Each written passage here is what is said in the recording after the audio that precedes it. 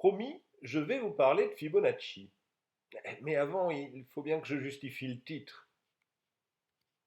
Le plus grand des princes, la stupeur du monde et l'innovateur admirable. C'est ainsi qu'un chroniqueur anglais a désigné Frédéric de Hohenstaufen. Malgré son nom, c'est en Sicile qu'il est né et qu'il a régné pour l'essentiel. Vous voyez ici un raccourci saisissant du mariage de ses parents, Henri et Constance, de sa mère en couche et de son baptême. Mais sa naissance ne s'est pas passée si simplement que ça. Sa mère avait 40 ans quand il est né, ce qui à l'époque était à la fois rare et dangereux. Pour prouver la légitimité de l'enfant, elle a accouché en public, sous une tente. Et comme l'accouchement s'annonçait difficile, deux médecins arabes ont été appelés en renfort. Ils ont réussi à sauver la mère et l'enfant. Et forcément, ça doit marquer. Songez que l'histoire se déroule au milieu des siècles de croisades. Le fanatisme et l'intolérance sont de règle en Occident. Frédéric, lui, parle couramment l'arabe. Et pendant toute sa vie, il recherchera le dialogue. Pas seulement le dialogue dans le seul but de convertir, comme François d'Assise ou plus tard Ramon Llull. Il cherche honnêtement à comprendre la religion de l'autre et manifeste un respect sincère. Il ira jusqu'à envoyer une liste de questions philosophiques et théologiques aux savants musulmans en Espagne. C'est un tout jeune homme qui répond, assez effrontément d'ailleurs. Il s'appelle Ibn Sabine. Ô prince désireux de marcher dans la bonne voie, tu as fait des demandes sur l'âme, sans déterminer de quelle espèce d'âme tu voulais parler. Ainsi, tu as omis ce qu'il ne fallait pas laisser de côté, et tu as réuni ce qui devait rester séparé. Voilà à quoi t'a conduit ton défaut d'études, en fait de sciences spéculatives et de recherches expérimentales. Frédéric côtoie les musulmans de Sicile, qui ont le droit d'exercer leur religion sous son règne. Comme saint François d'Assise, il rencontre le sultan Al-Kamil. Et là, en quelques mois de négociations et de diplomatie, il réussit l'impensable. Le sultan lui cède le gouvernement de Jérusalem. Il faut dire que le sultan avait d'autres ennemis à combattre et que ça l'arrangeait plutôt de ne pas affronter les chrétiens en plus. Rendez-vous compte, conquérir le tombeau du Christ, ce à quoi plus d'un siècle de croisades meurtrières avait échoué, et cela sans verser une goutte de sang. Et évidemment, ça ne plaît pas à tout le monde.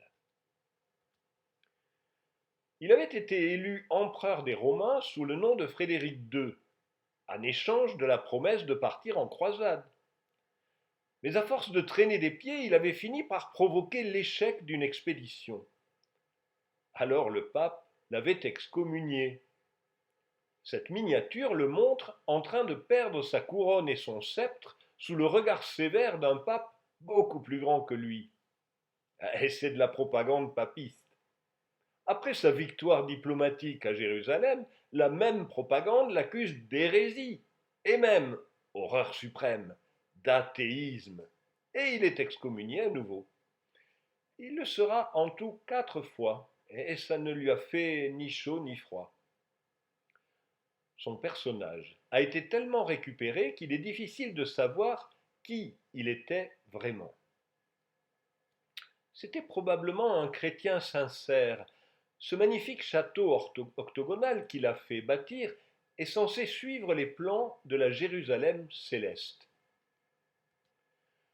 C'était aussi un passionné de sciences et de nature, un grand amateur de chasse et en particulier de fauconnerie, ce qui lui fait un point commun de plus avec les musulmans, dont il fait traduire les traités de chasse. Il écrit lui-même un livre, L'art de chasser avec des oiseaux. Et puis, il attire à sa cour autant de savants qu'il peut.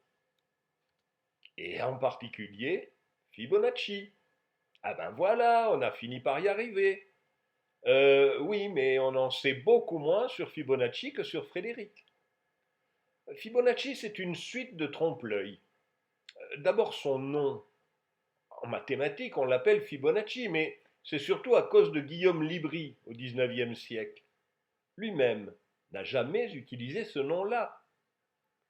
Il se désignait par Léonard, fils de Bonacius, de la ville de Pise. Et puis aussi Bigoglione, qui est un nom plutôt dépréciatif du style bon à rien. Mais on n'a pas vraiment réussi à savoir d'où lui venait ce surnom. Léonard de Pise, ou Pisano, est la manière la plus correcte de le désigner. Mais puisque tout le monde a pris l'habitude de Fibonacci, allons-y. Le peu que l'on sache sur sa vie tient dans quelques lignes de l'introduction de son livre le plus connu, le livre de Labac, Liber Abaci. Quand mon père était employé par Pise à la douane de Bougie pour assister les marchands qu'il a fréquentés, il me fit venir à lui, alors que j'étais enfant, dans l'intention de m'assurer un avenir utile et avantageux. Il voulut que je restasse quelques jours pour qu'on m'y enseigne l'étude du calcul. Là, introduit par un enseignement admirable dans l'art des 9 chiffres indiens, j'ai aimé cette science plus que tout. Et j'ai compris ce qu'Hanel en étudiait en Égypte, en Syrie, en Grèce, en Sicile et en Provence, avec ses différentes méthodes. Autant de places de commerce dans lesquelles je me suis rendu par la suite, et où je me suis instruit par beaucoup d'études et par le conflit des discussions. Le livre de Labac. Encore un trompe-l'œil. D'abord le titre. Il faut prendre le mot abac au sens de calcul, et plus particulièrement calcul indien, c'est-à-dire presque le contraire de l'objet abac. Ensuite, le contenu. Pratiquement tout ce qui en est resté, c'est la suite de Fibonacci et le fameux problème des lapins. Vous voyez ici la page où ce problème apparaît, avec le décompte des lapins mois par mois dans la marge de droite. Mais le livre de Labac, ce n'est pas que ça, loin de là. Il y a des centaines d'autres exercices, dont la plupart beaucoup plus difficiles que celui-là. Le livre de Labac, c'est une compilation des mathématiques du temps, qui inclut une bonne partie des avancées des mathématiciens arabes. Fibonacci a lu Al-Khawarizmi et détaille sa méthode d'algèbre et Al-Muqabala. Mais il a lu aussi Al-Kamil, Al-Haytham, Al-Kazin et bien d'autres. Cela fait du livre de Labac le livre de mathématiques le plus important en Europe entre Boès et la Renaissance. Pendant 3 siècles, les mathématiques prendront modèle sur ce livre-là. Il donnera même naissance à un genre que l'on appelle les arithmétiques commerciales. Ce livre ne sera égalé que par Luca Pacioli à la toute fin du XVe siècle, 3 siècles après Fibonacci. Le dernier trompe-l'œil de Fibonacci, c'est son originalité en tant que mathématicien. Le livre de Labac est un livre d'enseignement, reprenant pour le public européen les méthodes mises au point par les Arabes. Certains en ont profité pour réduire Fibonacci à un opportuniste sans originalité, qui n'aurait eu que le mérite de lire l'arabe. Et non, Fibonacci c'est bien plus que cela. Voici le début du Liber Quadratorum, le livre des carrés. Dans l'encadré bleu, il n'y a qu'une initiale, F pour Frédéric, la stupeur du monde. Et oui, en plus de m'être sympathique, il fallait bien une raison pour qu'il apparaisse dans cette histoire.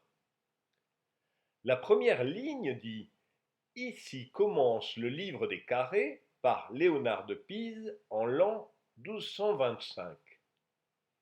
Dans les lignes suivantes, Fibonacci raconte les circonstances dans lesquelles le livre est né. Quand maître Dominique m'a conduit au pied de votre majesté céleste, prince très glorieux, seigneur Frédéric, je rencontrai maître Jean de Palerme. Il me posa une question qui lui était venue à l'esprit, appartenant autant à la géométrie qu'à l'arithmétique. Trouver un nombre carré tel que, quand 5 est ajouté ou soustrait, on trouve encore des carrés. Évidemment, quand il s'agit de nombres, il s'agit de nombres entiers, ou éventuellement de nombres rationnels. Donc, si on oublie la valeur 5, qui n'a rien de spécial, Fibonacci cherche 3 carrés x2, y2, z2 en progression arithmétique, c'est-à-dire tel que x2 plus z2 égale 2y2. Mais si x2 plus z2 est pair, c'est que x2 et z2 ont la même parité, donc aussi x et z sont de même parité, et z plus x comme z moins x sont pairs. On trouve donc que z moins x sur 2 et z plus x sur 2 et y forment un triplet pythagoricien. Ce que Fibonacci oublie de dire, c'est que le problème n'est pas nouveau. Il figure chez Diophante, dans lequel le rapport avec les triplets pythagoriciens apparaissait déjà. À la suite de Diophante, il avait été traité par les mathématiciens arabes, qui en avaient reconnu toute l'importance, et parmi eux Alcazine, au Xe siècle. Il écrit une épître sur la formation des triangles rectangles à côté rationnel et sur l'utilité qu'offre leur connaissance. Il est raisonnable de penser que Fibonacci connaissait ce texte. Voici ce que Alcazine y démontre. Quant au but de la connaissance de ces triangles, c'est de trouver un nombre qui a une racine et tel que, si on y ajoute un certain nombre, la somme a une racine. Et si on retranche le même nombre, le reste a une racine. Et Alcazine énonce et démontre géométriquement l'équivalence entre le problème des nombres congruents et les triplets pythagoriciens. En termes modernes, cela s'énonce de manière très simple. Ceci montre que si on trouve 3 nombres en progression arithmétique qui soient tous les 3 des carrés entiers, la raison de cette progression, à savoir le nombre 2xy dans l'écriture ci-dessus, ne peut pas être quelconque. Déjà, elle est paire, mais comme x et y sont multiples de deux nombres de parité différentes, le produit 2xy est multiple de 4, et même de 24. Fibonacci va aller beaucoup plus loin. D'abord, il montre que la raison de la progression arithmétique est forcément de la forme 4mn fois m plus n fois m moins n, où m et n sont deux entiers. C'est ce qu'il appelle un nombre congru. Ensuite, il démontre que si m est supérieur à n, alors le rapport m sur n ne peut pas être égal au rapport m plus n sur m moins n. En suivant, il dit: de cela, on déduira en fait que aucun nombre carré ne peut être un nombre congru. Car si c'était possible, alors le rapport de la somme à la différence serait comme celui du grand au petit. Et là, malheureusement, on ne saura jamais ce qu'il avait en tête. Il est parfaitement exact que si le rapport de la somme à la différence était égal au rapport des deux nombres, m et n, alors le nombre congru 4mn fois m plus n fois m moins n serait un carré. D'accord, mais l'implication inverse ne peut pas s'en déduire, et ça, c'est vraiment dommage. Parce que cette simple affirmation, un nombre congru ne peut pas être un carré, a des conséquences importantes.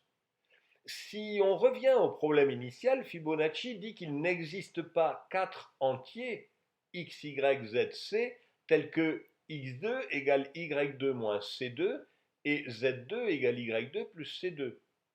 C'est-à-dire que le premier problème écrit ici est impossible.